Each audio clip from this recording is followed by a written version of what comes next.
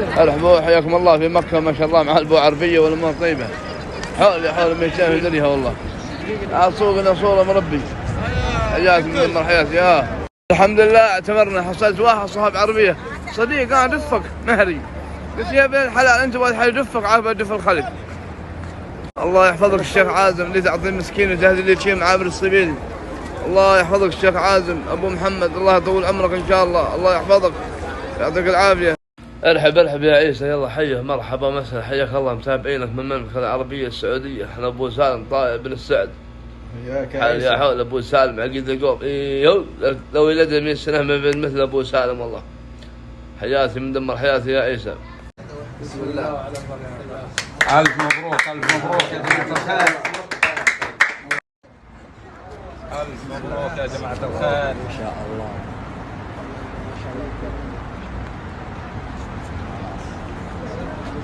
السلام عليكم صبحكم الله بالخير يا متابعيني كيف الحال عساكم بخير عساكم طيبين.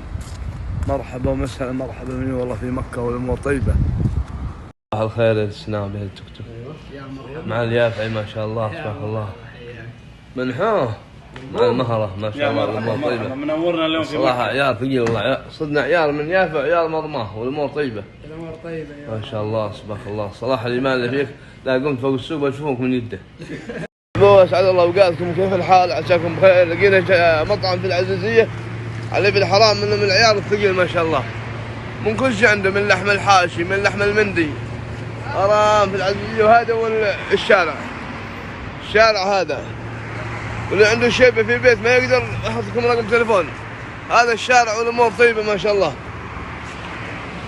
المطعم هذه اللوحه وفي العزيزيه يا متابعيني جميعا عندهم شيء لحم حاشي من عيار الثقيل والله.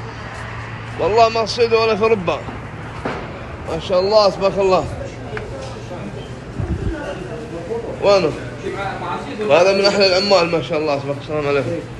هذا اللحم علي بالحرام بدي تاكلني ما شاء الله تبارك الله. هذا المطعم في العزيزيه ما شاء الله. ويجي نقول من طرف حنكوش بس لا يفوت به العزيزيه. هذا علي البرد ما يحتاج عسل.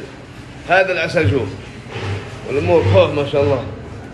حياكم الله ناصر بينا في النعماني ما شاء الله. يا هلا والله حياك الله. هذا راعي اللحم طيب ما شاء الله. اللحم من العيار الثقيل ما شاء الله تبارك الله.